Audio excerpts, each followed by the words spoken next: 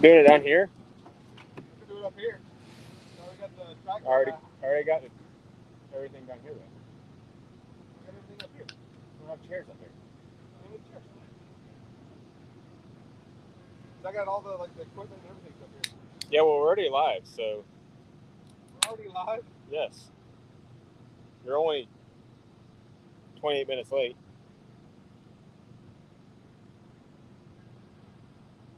And you already got some guys from TikTok in here.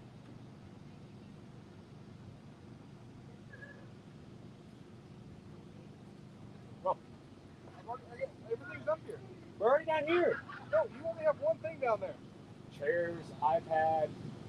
We're No, already live.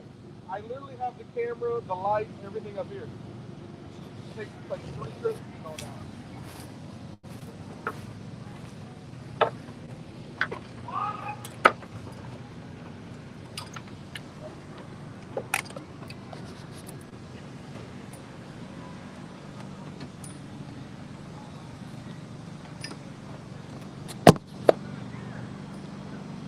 There you go. There's your sexy beast that left us hanging for. I told him we had to change it. I said it after the fact. You are correct there. That part is correct.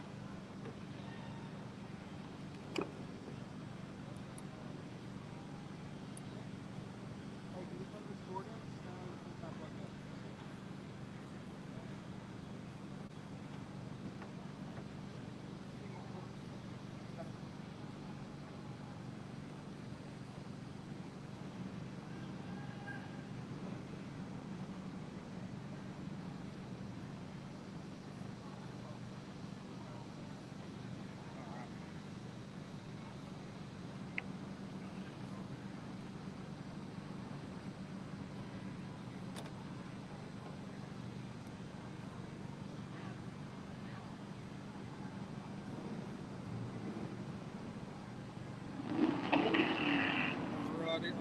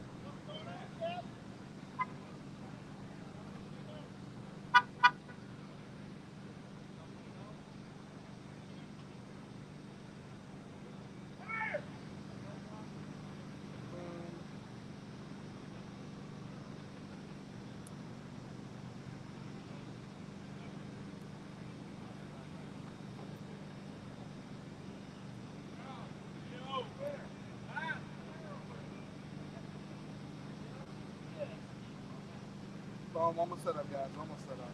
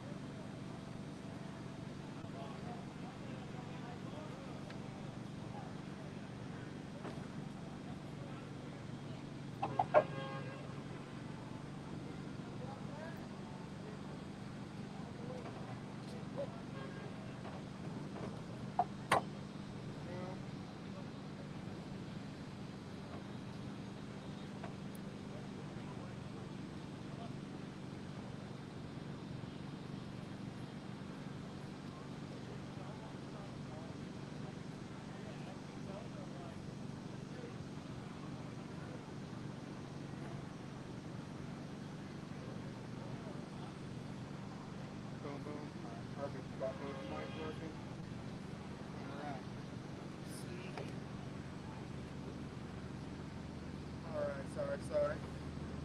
Trying to get everything. There we go. That'll be both of us right there. Perfect. Okay. There we go. There we go. Yeah, that's why I want to do it up here. Suck it.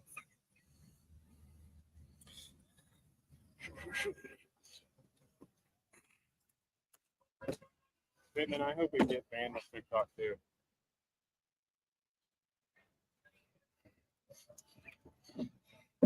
I gotta hope we get banned on TikTok. That's rude. There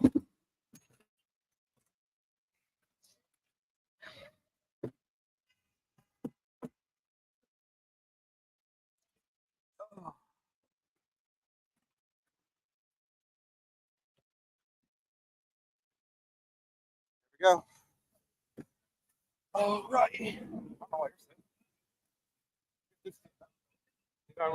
right. Cool. Glad I brought both of these up. I mean, I'm the fat one. You're the one that's sitting in seats. I don't get it.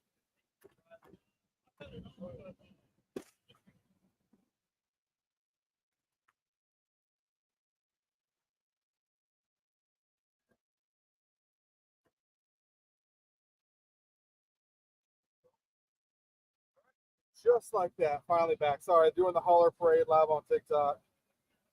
Bringing in a quick 20,000.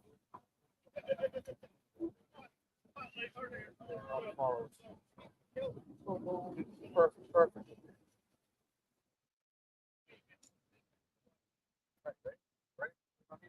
God bless America, and gentlemen, start your engine!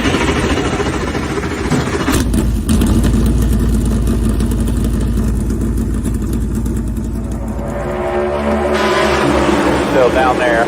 Still down there. Still outside the corner. Your number one. Was out. Hell was out. Vanessa just about outwrecked him. And then she busted her ass.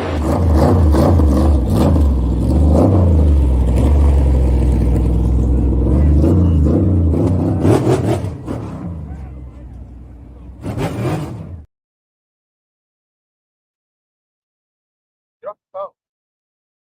Just making sure I'm on the same page as you when it comes to seeing stuff. You're blocking it. It's skinny. I don't know how in the world you still end up being able to block everything out. But welcome, everybody. We are here live from Charlotte Motor Speedway for the Roval. Good? Yeah. I was just waiting on you for like 30 minutes. I sent you a text. I said, hey, the hauler parade's going on. I'm going live. No, you on sent a TikTok text that said set time. for 8. There's two. There's two texts. The All right, first give a one, second. I got interrupted by I couldn't change it because we were already set up. Ready to go. But yeah, we're here live from Charlotte Motor Speedway for the Roval. You know, I guess the first question needs to be, how do we feel about it still being the Roval? Fucking hate it. We get this spot, and this is the same exact spot we have for the Coach 600. And that's the main reason why we don't give the spot up, because we know one day it's going to end up going back on the oval. So we just can't wait, because when it does, we'll be back in turn 3. Super close, like you can see here. So, very interesting. A lot of topics to cover this week. I do want to move into lawsuit before we get into racing and some of that. Well, I think we should like kind of take a step back because they've been live for 2 weeks. That is a good point. We have not been live for 2 weeks. We didn't talk about Kansas. We have a lot to talk about. If we can even remember. I can't remember Kansas, I'll be honest with you. I was so busy in the middle of all the storm stuff that I forgot just about everything. Except for Dega. I did watch a little bit of Dega. So talk about that one. Yeah. Dega? So what do you think? All right, let's do Dega. So we had Kansas. Kansas. Yeah, I mean, I don't remember basically anything from it. But Dega ended up being yet another super speedway. Definitely got interesting pretty quick in the first stage, though. That's one thing that was a little different this time than last time. Yeah, the first stage was good because they went 4 wide just to start the race. Yeah. And they ran 4 wide for what, 30 laps? Yeah. Basically the whole stage is what it felt like. Yeah, I mean, for almost the entire stage, they went 3 wide almost immediately, and then they went 4 wide just a little bit after that and ran that for a little bit. Wasn't really saving fuel as much per se, but they were definitely not running 100% either. And I think that's kind of that's where a lot of people get upset, because the way they do the competition cautions, the fuel runs. They end up doing these fuel saving runs where it's just not interesting. But we were watching the 07 race last night. So Who's my good? mine or his?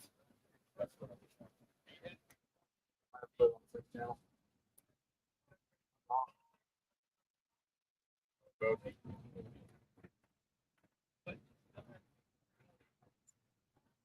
Talk. Oh, that's not. Yeah, picking up both. I think Pittman's just being Pittman. Probably. He Also, also said he needed some entertainment, so that's probably what he's doing. Messing with the phone. He's just picking up both right now. That's what it shows. it's a pretty great backdrop. Background is beautiful. Yeah, this is a fantastic backdrop, and it feels amazing out here. I don't know what the temperature is. 60, 59. That's not real. 60. Here's the fire. It's okay. But it feels amazing out here. It was clear skies pretty much all day. I am so glad to be done with the rain. Obviously, all those affected by Helene and then now Milton. More power to you. That shit is rough. We've seen a lot lately. Yeah. So anyways, okay, good. So full wide, 30-something fucking laps. It felt like it was pretty good from a visual standpoint, but there was a lot of people that had mixed feelings with the race. Yeah, I know a couple in our group chat that were there. We talked about this on the way up, that if there's a difference between being at the race and watching on TV. I know every race that we've been to the last couple of years, we've always felt they've been good races, and then you go back and watch the TV, they're kind of shitty. yeah, Snooze Quest. I mean, every Roval we've been to, it feels great here while you're here, but then you watch it on TV and it's like, yeah, that's why it's not. Yeah, it's I think again the 4 wide, how many rows deep they were, it was a great spectacle. But as far as the racing itself, it's kind of few and far between. It felt like. I don't feel like there was what? lead changes. Like we were watching that 07 race, and it was like instant. I mean, within the first 20 laps, I think there had already been like 60. There was a handful of lead changes, and I wanted to talk about that because we did watch that race, and it was to the point once Dale Jr. got out to the lead and they went single file and they were rim right at the top of the track.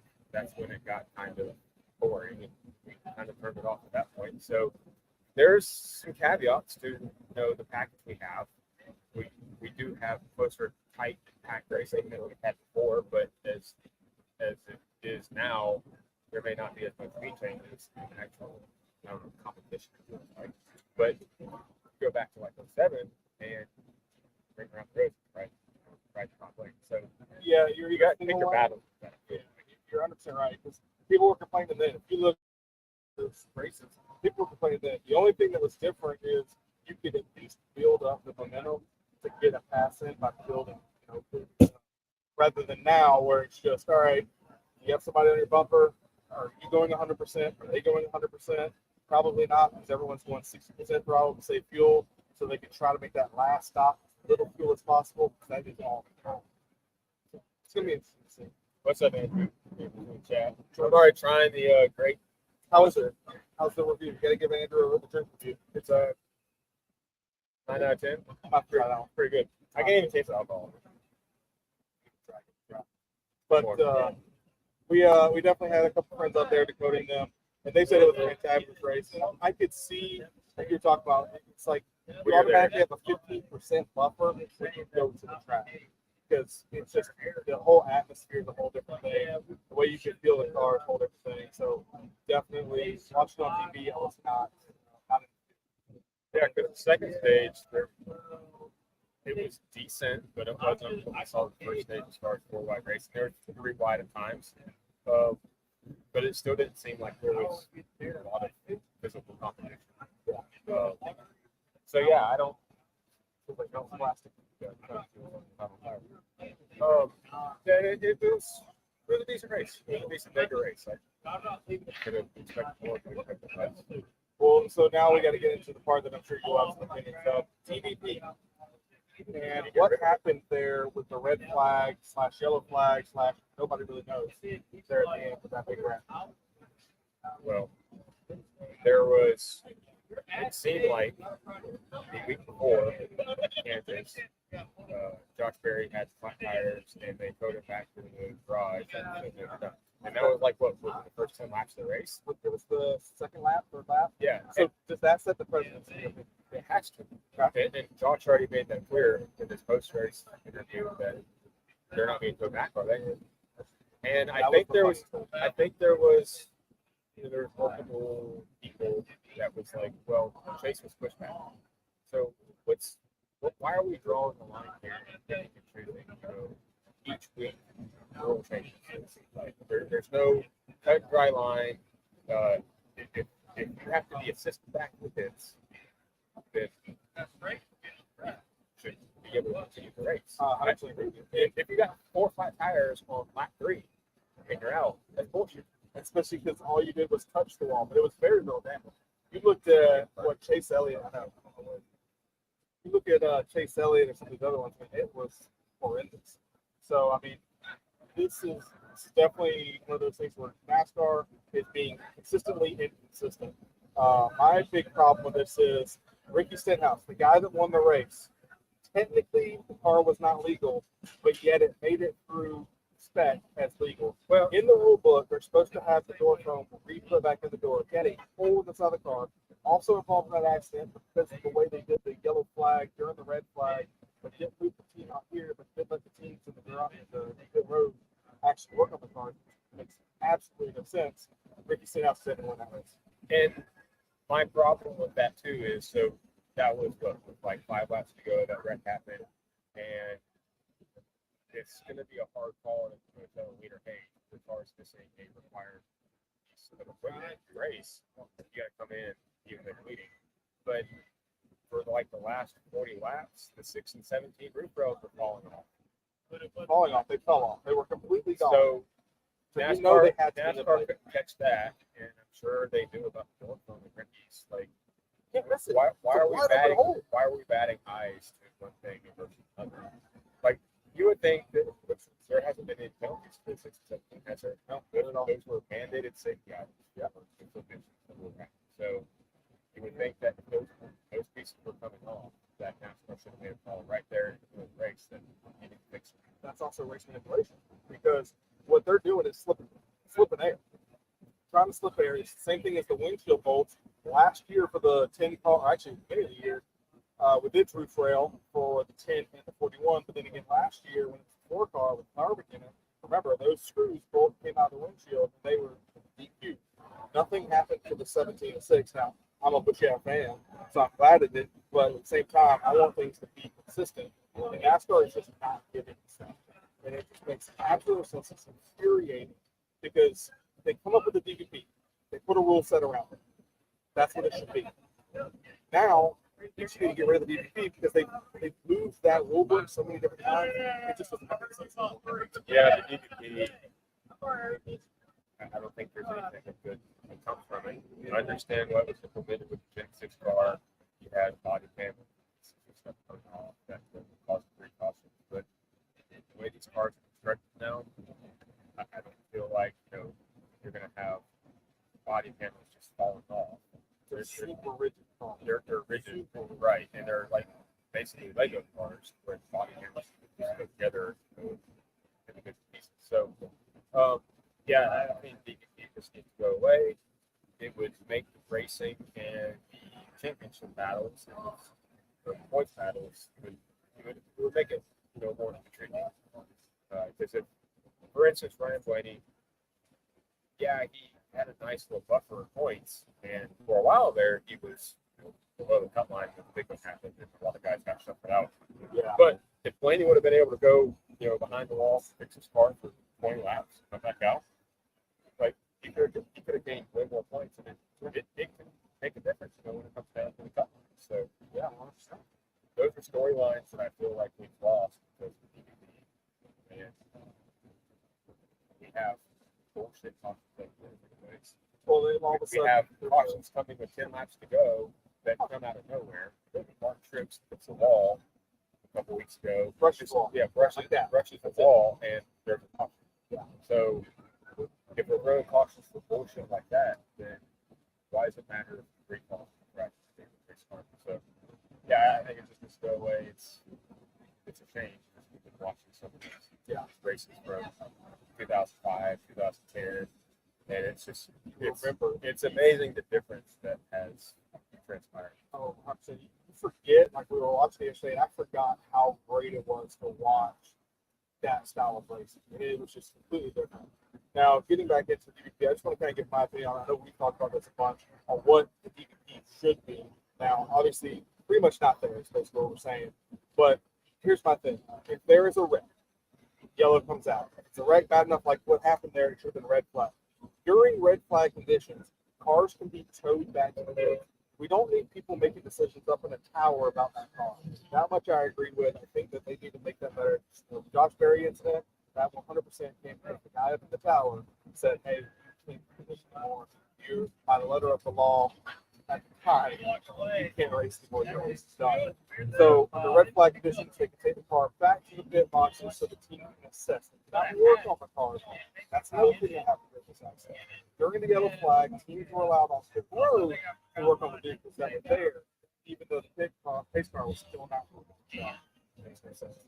Then, once the yellow flag comes back after a red flag, that's when teams can either make adjustments to the car or the car can be taken back to the ground if it's not needed. We're rushing cars that are going 190 miles per hour back on the track as fast as possible. Well, and It makes no sense. what I don't understand either was the logistics of how they did that red flag. Big wreck on the backstretch in the turn 3. They had multiple cars with flat tires and had to have assistance back in the pits. And they weren't even halfway done with any of it. They went to the red flag, and then these cars are rolling around, the guys that are left, rolling around for 5 laps under caution on 2.6 speedway. And now we're talking about everybody eventually ran out of gas. So it's now Nashville 2.0 again, to where we're putting ourselves in these boxes with these fucking botched bullshit finishes to these races, to where it takes all the credibility out of You get to the 3 laps, but you have to beat minimum to the 3 laps. Yes. Because of when that happened in the laps that ranked down, because it was green white checker, you can't beat that threshold. So you could just come out there and it doesn't matter how fast you are, they can go as slow as they wanted to and make it through. And here's talking about that green white checker finish as well. Here's another example of why this it looks great, on TV when you see 4 wide action and everything, but they're still going to match it. If they're 4 wide, where are you going to go? If you're 3 wide, you may be able to duck out fast, but the way this car races on speedways, those runs don't happen like that. They parachute. They parachute, exactly. So the green white checker today, though, it was 2x2, and anybody that tried to make a move, nobody went with them, and nobody went with them, and they go back. Kyle was top 5 when that green white checker started. He didn't pitch the finish. So everybody, like, on that green white checker, you had Stenhouse and Kesselhoff versus second. Who finished versus second? Why? Because they were side by side. They were side by side. They were the green white checker. There was nothing to go. And Larson did not push. Otter did say that.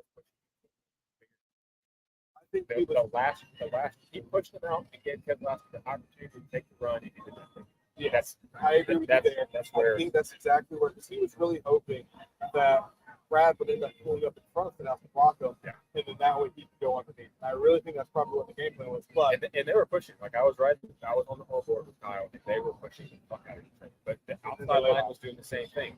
Outside line was doing the same thing, and they weren't able to get any difference as far as one line or the other had. There was no power between one line and the other. So is this race manipulation what Kyle wants to do? By the book, maybe, but everything it seems like there's a lot of race manipulation. Oh, 100%. NASCAR doing race manipulation, Right. like we talked about. Right. So if you're gonna say Larson manipulated it, well, they're trying to find that. They trying to find everything else. But the spotter saying something, do you think something will happen to a spotter? Because Obviously, we saw the spotter for earlier this year whenever he told him to wreck him. He ended up getting a major Fascar. Let's look Yeah, at the there's a difference between saying wreck versus don't put you there. That's a team, a manufacturer. Call that. I mean, I know what you're saying. But I'm not against either way, but I do want to see the best car win. And unfortunately for this car, if you don't have the push, you don't have someone on your bumper, you're just not going to win. It's not the best car anyway. So that's why I'm more okay with it now, because it's not the best car regardless. It's just the car that gets lucky enough in the draft. Ricky Stenhouse should not have finished where he did. And there's a lot, the top 15 order basically is just trash. If you actually look at it, should have not been able to continue based off last week's rules compared to that week's.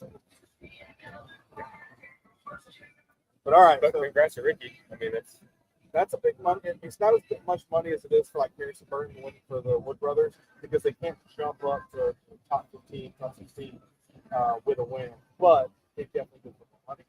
They get bonuses apparently if they finish the top 15 or something like that. So great job for them. all four of his wins are governors. He knows how to race anything. But all right, so now let's move into current. So I'm gonna move into the lawsuit first. The lawsuit is very intriguing in my opinion. So what do you think of the lawsuit? I'm glad that there's two teams that have the ball to do it. I think there should have been more teams. Absolutely. Why do you think the teams overall did it? Do you think NASCAR told them to not talk to other teams? Is that a hard time believing that they all communicated they were not going to sign or they weren't going to sign? I think there might be some interventions. I think so too. Reading the letter of that, what was put out by 2311 and NASCAR, as well as Roval Solutions, they're both in it together. Unfortunately, it seems like 2311 is getting all the publicity for it. But FRM is a big part of this as well. Remember, that team was also going to be drivers. Right now, that's technically on hold. And we didn't even know that. So it's very risky. Yeah, they may lose starters after the race all next year. Very possible. Millions. Right.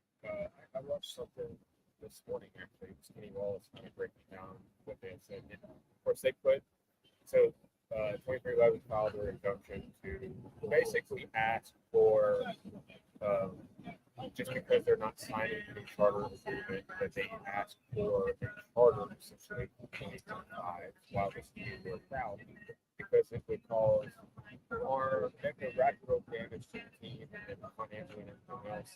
But at the same time, they kind of fucked themselves because they already came out and said that they are going to race whether they have a charter or not. And then NASCAR said after they filed an extension, after they filed an extension, the last time, said, yeah, we deny your injunction. Basically said that you're going to race the race, so why should we offer you? Because if this doesn't work out for NASCAR, then they're going to get money back. Okay, so this is where it gets big, because if NASCAR allows them to actually race in a charter, NASCAR, if they lose, saves a ton of money, because they're going to end up having to pay damages, which again is in the millions. Because if you make it to the playoffs or if you win a championship, the amount of money based off of the way the system is,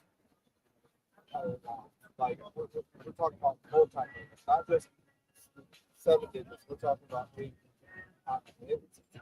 It's a big deal for 2311 specifically. It seems like they just don't have to give it because they were smart. They said it. But because they kind of showed their hand prematurely, they put themselves in situations where they're likely not going to have a charter for any of the team years.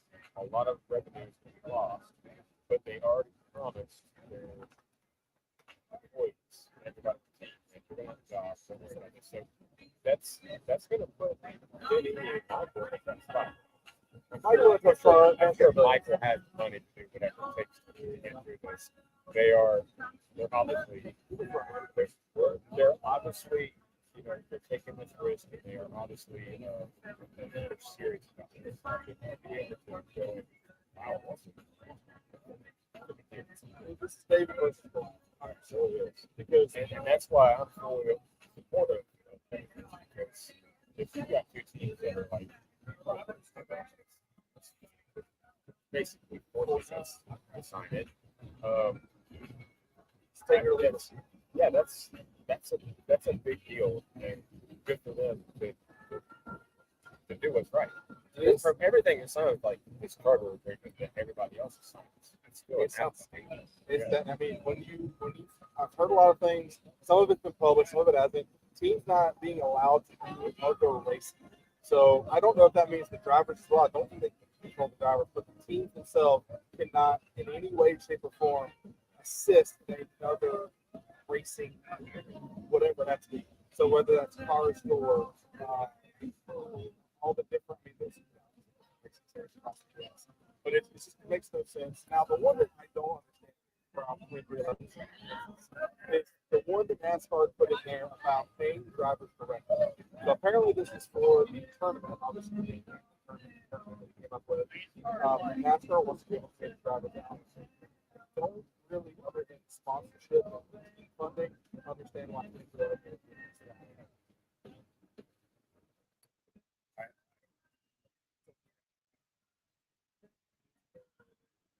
But yeah, no, it's gonna be very interesting to see what happens here. Now, there's some other things to think about while we're waiting on finding out what's going to happen. What happens to the money that both of these teams have apparently already spent for that third charter that NASCAR just is not approved? Probably fine. And what happens to the charter? They go back on open market. NASCAR take them back now? Is this where Honda makes a change? No, you're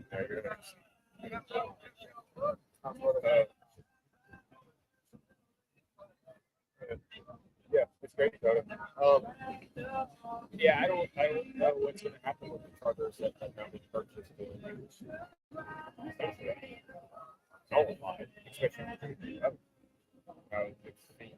we don't know what's going to happen with the road because they get quiet. So they may get some great NASCAR purchase, but NASCAR has to be like that. I mean, and this could go all the way to their good racing. Remember, their good racing is big, yeah, but while it's true, that's what sucks.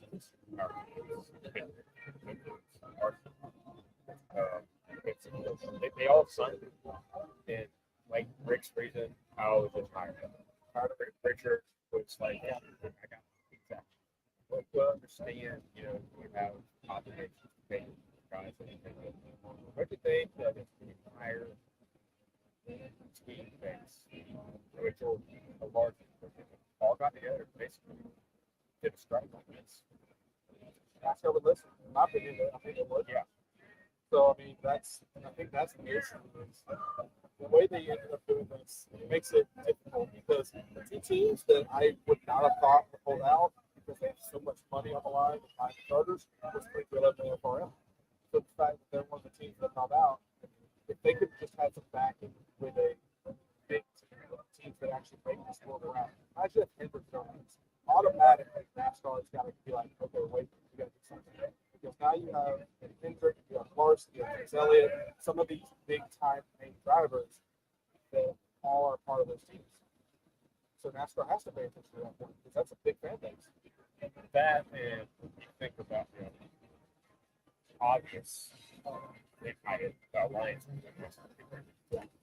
So you have the tractor building right there. Tractor builder in there, the garage, 6 car.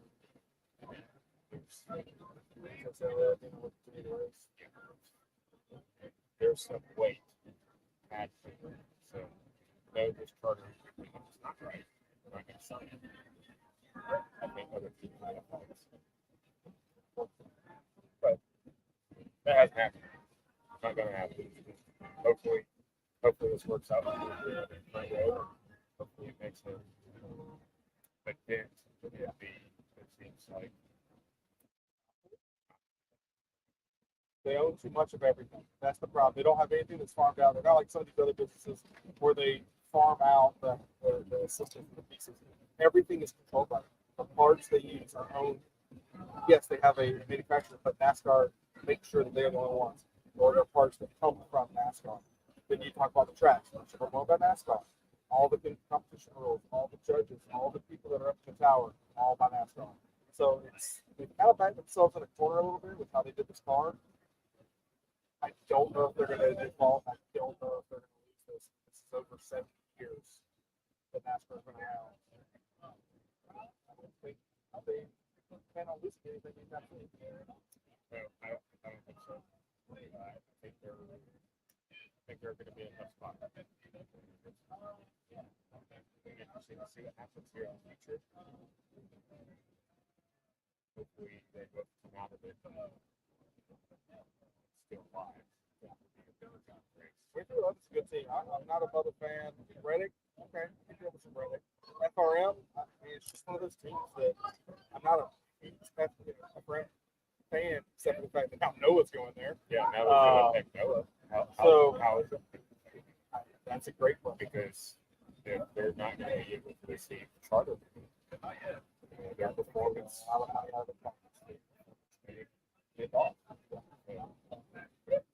How does Ford treat this? How does Toyota treat this as well? These are all a lot of questions that we're definitely going to need to get some answers to. So we're going to continue to work on that subject. We'll be doing the news videos on TikTok for sure about it. But right now, there's a lot of questions about lawsuit. I think it's going to take till at least the November 4th hearing to get any answers on what may happen going forward, because they do still have to meet. They still do have to go through this whole court proceeding. I just don't know what's going to turn out from it. Yeah, I think it's going to be a drawing process. Yeah, I mean, you're talking. I think it's going to be 2 to 3 years before it's solved. If that's the case, if they make them race without charters next year, imagine a whole other year of that as well. That's nothing triple. Unless they get some manufacturer rejection. Or something else that starts. You never know. You never know. All right, so now let's move into the race itself. I guess we're going to talk about options.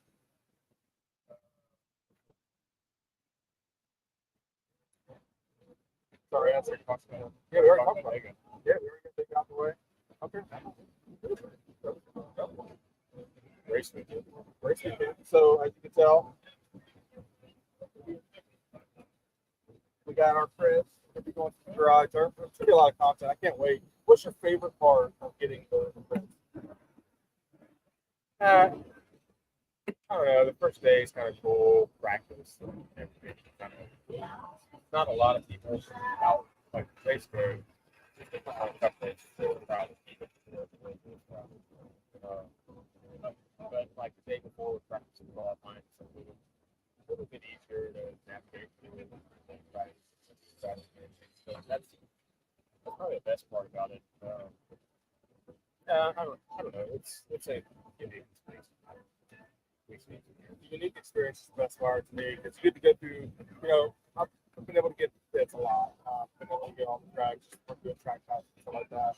But when you have VIP, you get the garage access to it. It is just, to me, so cool to be able to see behind the scenes of how they get everything prepared and then out there the day of the race. Like you were talking about, Saturday, it's going to be in the garage, pick up grips, because it's not going to be shoulder to shoulder. You're going to have space to walk around and talk to them. Everyone needs to be able to do it. Unfortunately, it's not something that everyone can. Yeah, like tomorrow will be entertaining just because there's going to be a lot of time. Because obviously you have Xfinity practice involved in the race, so we get plenty of opportunities to make it around that.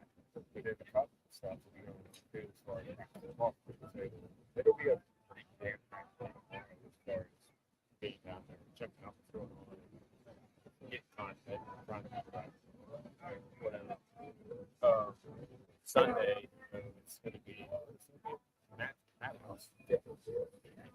Eddie Vance is going to be that's going to be what the security is going to be like. We got to see from Coach Center. So now we get Eddie Vance at the Roval. There's a That was pretty cool. NASCAR. No, don't want to read it, so that's fine. Good stuff. It really don't matter, but But all right, so I think we need to get into this. We got winning the Roval this year.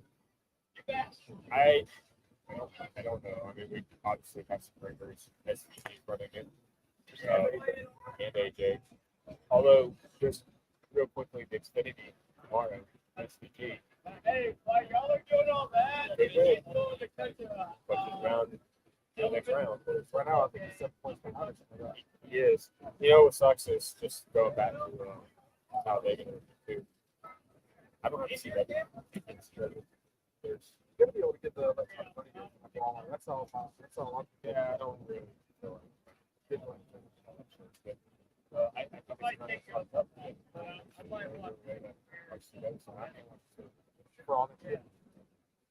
For the next And they've already talked about doing remote booths. Yeah. No junior already made it. And I agree with it. I mean, you got to be for a sport like this. You have to be honest. This is not a be somewhere else. I get it. NASCAR made this great facility. That's cool. Don't ruin the racing and the Well, talking. it's been said before, like, no junior, especially, such a great competitor. He doesn't really pay attention to what's on the monitor or the director, so he's watching what's going on around the track, the TV booth, and that's how, you know, even though the camera is not on action, you're like, oh, look at turn 3, the racing side to side, so, you know, they'll pan over that.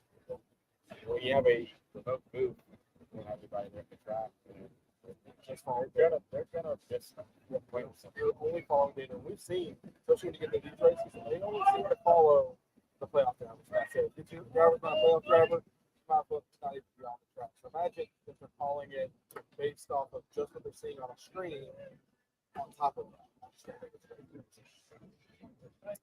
Anyways, so got a couple ringers in here. I still think top guy, top guy can win. Yeah. We'll reach out here and say Christopher Bell's gonna go. It's just Taylor. So weird. You would rather just see Justin win and sell it.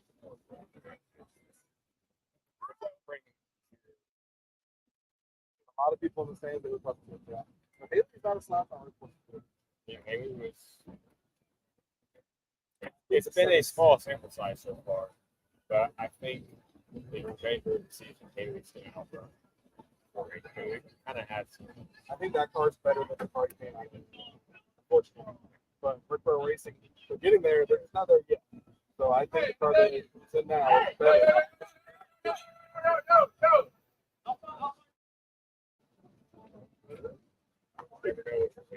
You never know what's happening. I didn't know if someone was about to get jumped because they were angry or if it was all happening.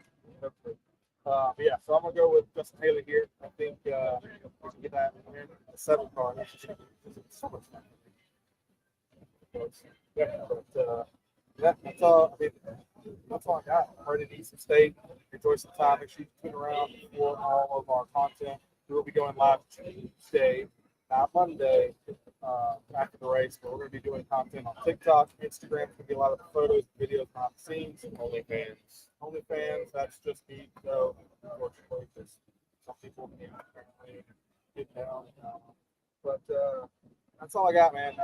Excited for this weekend. Can't wait to go over that one. Yeah, we got one more year, hopefully, of it. Hopefully, 1 more year. And please, NASCAR guys, let's go back to the All right, that's all I got for y'all. So thank y'all so much. Really appreciate everyone who tuned in. I know we had a bunch of people come over at the beginning. We'll also be doing the end of it. So if y'all watching at home, thank y'all for everything you do. Until next time, see you later.